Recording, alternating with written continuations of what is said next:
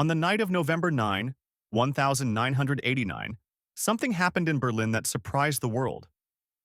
Thousands of people gathered at the Berlin Wall, unsure of what to expect. Suddenly, joy filled the air. People from east and west climbed the wall, hugged each other, and celebrated together. It felt like a dream for many. No one had told the border guards what to do. They stood confused, watching as people crossed freely. There was no turning back from that moment. This moment marked the beginning of the end for the wall that had separated families, friends, and a whole city for nearly 3 decades. But why was there even a wall in the first place?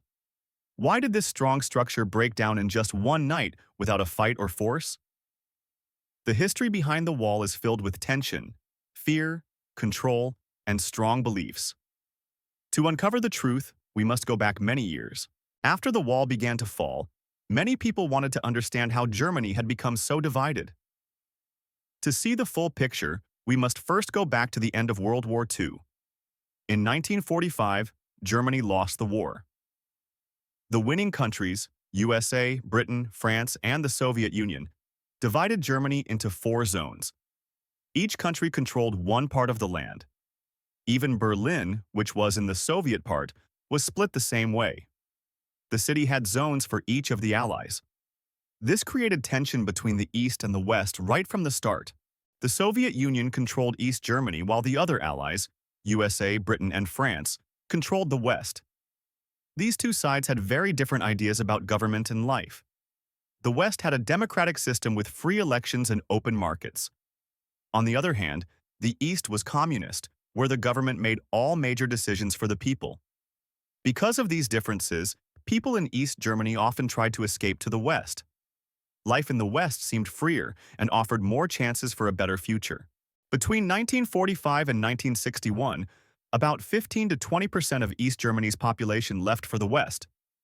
Many were doctors, teachers, and engineers searching for better lives. This caused big problems for East Germany. Losing skilled workers hurt their economy. Their leaders feared more people would leave and wanted a strong way to stop it.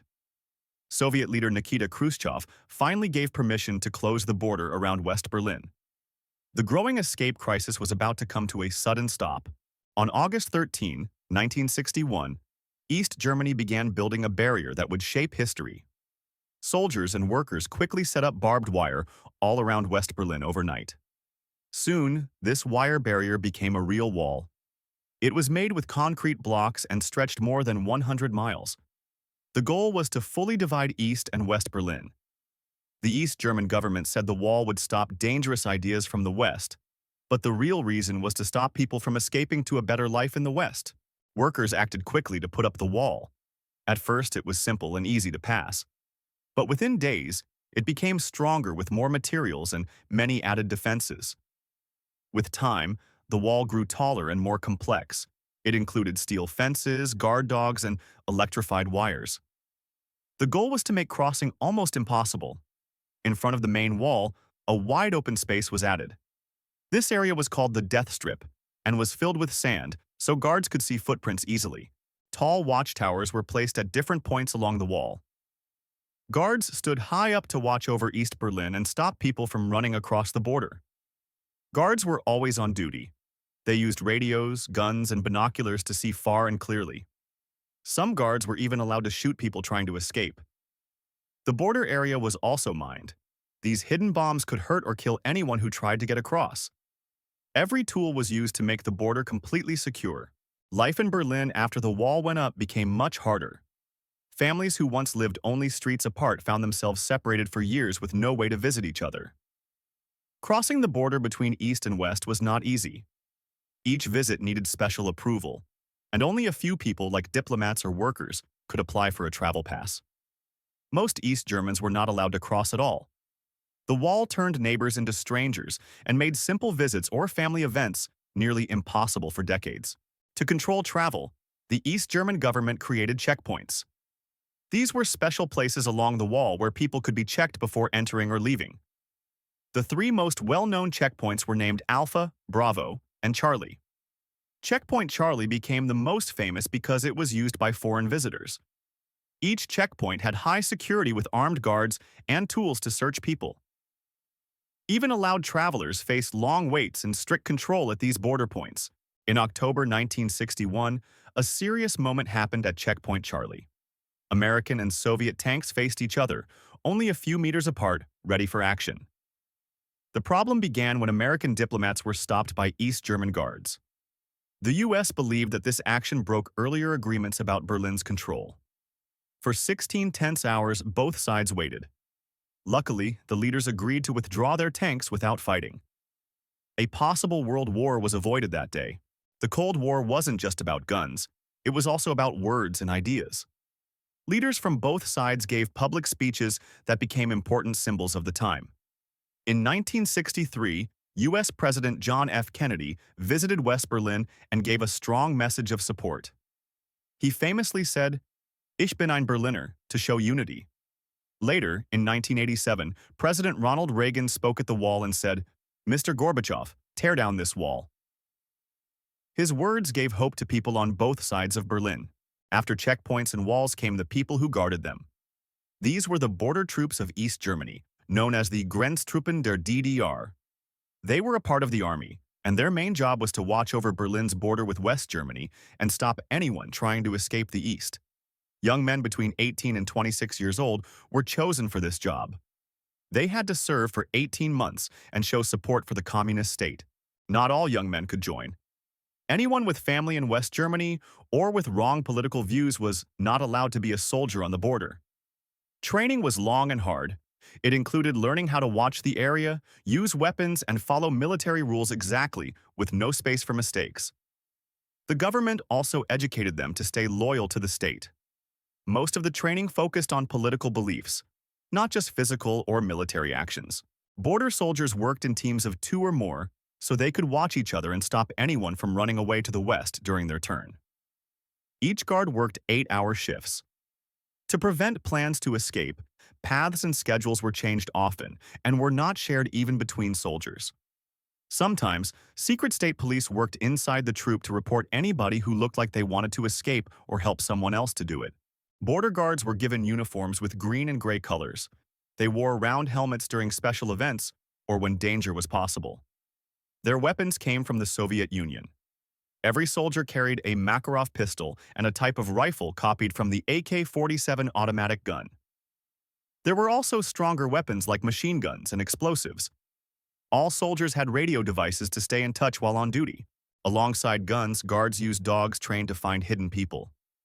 These dogs helped soldiers stop escapes along quiet or dark areas of the wall.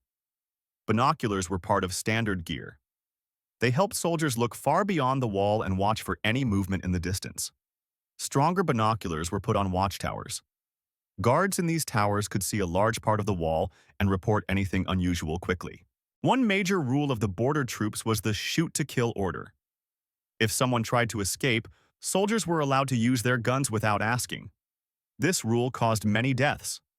After Germany became one country again, some troops were taken to court for shooting people at the wall. Despite their duty, many soldiers wanted to escape themselves. One famous case was Konrad Schumann, who ran to the west in 1961.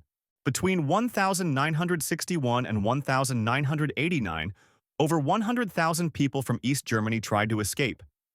Each person had their own reason, and many were willing to risk everything for freedom. Some used creative methods to escape, like building hot air balloons or sneaking across the border in disguise. Others swam through rivers, crawled through tunnels, or climbed walls. These escapes were not easy. Many people were caught, hurt, or even killed while trying. Still, they believed the chance to live freely was worth the danger they faced. One daring escape happened in 1963. A young mechanic working in the East German army stole an armored vehicle while his team was away and drove it straight toward the wall. Police thought it was a normal military action and did not stop him. When the vehicle hit the wall, it got stuck. But the man climbed out and ran while being shot by border guards. Even though he was injured, a West German soldier pulled him to safety. He survived, started a peaceful life in the West, but was rejected by his own mother for leaving. Another man who once worked as a circus performer used a wire high above the ground to escape. He carefully pulled himself along it, almost like he was doing a show. Though the wire was risky and his arms became tired, he refused to stop. He finally reached the other side and fell to the ground, breaking both arms but gaining freedom. He had been banned from working in the East for his beliefs. Going to the West allowed him not only to live freely, but also to return to the art he loved. In another case, two young men used a special line and a bow to build a zip wire across the wall. They dressed as workers and hid in an attic close to the border. When the moment came, they shot the rope with an arrow to the other side. Then they used pulleys to move along the wire, slowly passing above guards without being seen. Their plan almost failed when they stopped in the middle, but they managed to move again. Minutes later, both were safe in West Berlin and free to live as they chose. Some people escaped by swimming across rivers around Berlin. These rivers were often cold, wide, and hard to cross, especially at night without being noticed. Others created small boats or used floating beds to move over water. Many planned for weeks, learning the safest spots and waiting for dark or foggy nights. Not all swimmers made it. Some were caught by guards, others drowned. Still, many took the risk, hoping that water would lead them to a new life in the West. Tunnels were another secret way to get out. People dug under the wall to allow others to crawl from east to west safely. These tunnels took months to complete. Making a tunnel was hard work. The diggers had to avoid guards, deal with falling soil, and find places to hide the dirt. Air was also a problem in the narrow space. Still, some tunnels helped many families escape.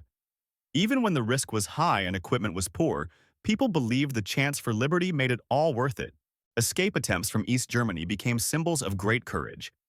They showed how far people would go to live free from rules they did not choose to follow. Though the wall was strong, the human spirit was even stronger. Every escape inspired others to dream and made it clear that no barrier could stop hope forever. These stories of bravery spread across the world. They reminded people that freedom was powerful and that people would always find ways to reach for it.